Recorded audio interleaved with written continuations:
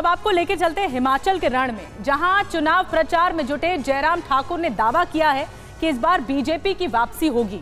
TV 9 से बातचीत में जयराम ठाकुर ने कहा कि कॉमन सिविल कोड और वक्फ बोर्ड की जमीन सुधार संबंधी जो फैसले हैं इसीलिए भी जरूरी है ताकि समय रहते सुधार कर लिया जाए। मुख्यमंत्री ने दावा किया कि यूसीसी पर हिमाचल सरकार ने प्रक्रिया भी शुरू कर दी है। तो इस वक्त चुनाव है हिमाचल प्रदेश में और बीजेपी इस बात के लिए आश्वस्त है कि एक बार फिर से वो आ रही है। महिलाओं के लिए जो वादे हमने किए हैं वो महिलाओं को स्वावलंबी और आत्मनिर्भर बनाना है। टीवी 9 से बातचीत करते हुए जयराम ठाकुर ने क्या कुछ कहा, सुनवाते हैं आपको। हिमाचल में मुस्लिम पॉपुलेशन महज 2% है। वैसे में कॉमन सिविल कोड और वक्फ बोर्ड की प्रॉपर्टी की जांच के और उसके सही उपयोग के लिए जो आपने विषय रखा है उसकी कोई ज़रूरत थी? क्यों ज़रूरत थी? इन्हें देखिए, घर से ही सोप मैन्युफैक्चरिंग करते हैं और महीने का 1 लाख कमाती हैं। आप भी सोप मैन्युफैक्चरिंग करना चाहते हो? इनसे सीखना है तो फ्रीडम ऐप को अभी डाउनलोड कीजिए। देखिए, जहाँ तक कॉमन सिविल कोड की बात, ये पहली बार नहीं, हिमाचल में हम पहले भी इस बारे में बातचीत कर चुके हैं काफ़ी हद तक। आज हिमाचल प्रदेश में भले ही जो माइनॉरिटी की जो पॉपुलेशन 2 है, हम उनके खिलाफ नहीं है, लेकिन फिर भी उसके बावजूद आज इस कानून को बनाए तो उसका एक इम्पैक्ट रहेगा, लॉन्ग लास्टिंग इम्पैक्ट रहेगा।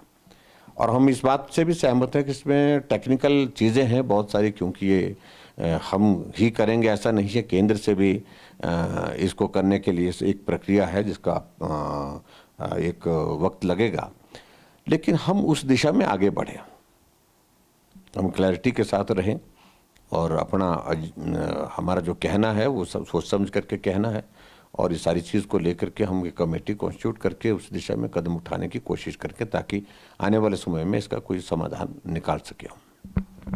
एक जो आपने आज महिलाओं को काफ़ी घोषणाएं की कि उनको बहुत सारी चीज़ें दी जा रही हैं, 11 घोषणाएं आपने की हैं। इसको लेकर विपक्ष द्वारा कहा जा रहा है कि प्रधानमंत्री रेवड़ी कल्चर का विरोध करते हैं, फिर हिमाचल में ये करने की क्या ज़रूरत है? देखिए, मैं समझता हूँ कि थोड़ा इसमें अंतर है। कुछ चीज़ों को लेकर के हमको समझना पड़ेगा कि ऐसी चीज़ें बहुत सारी हैं जो सिर्फ मुफ्त में देने की बातें आती हैं। आबादी का आधा हिस्सा हमारा जो है वो महिलाओं का है और उनके इसके बिना हम कल्पना भी नहीं कर सकते हैं। वो उनके इसके बिना निश्चित रूप से आप मान करके चलिए, ना समाज आगे बढ़ेगा, ना देश आगे बढ़ेगा, ना प्रदेश आगे बढ़ेगा। निश्चित रूप से उनके लिए कुछ सोचना चाहिए। तो ऐसे में हमने फोकस करके उस सारे विषय को लेकर के अपनी बात कही, जिसमें 3-4 चीज़ों का जिसका जिक्र किया आपने। ये सशक्तिकरण की दिशा में कदम है, ना कि फ्रीबीज के संदर्भ में इन बातों को हम कहें।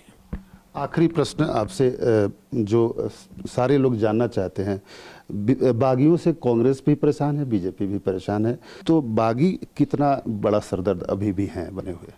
देखिए, अब मुझे लगता है कि धीरे धीरे जैसे कैंपेन हमारी उठ रही है तो अब उनका बहुत ज़्यादा महत्व नहीं रह गया। महत्व इसलिए नहीं रह गया, कारण उसमें सबसे बड़ा ये आ गया कि अब लोगों का फोकस बड़ा सीधा हो गया कि नरेंद्र मोदी जी ने जो संदेश दिया है हमें उस पर फोकस करना है।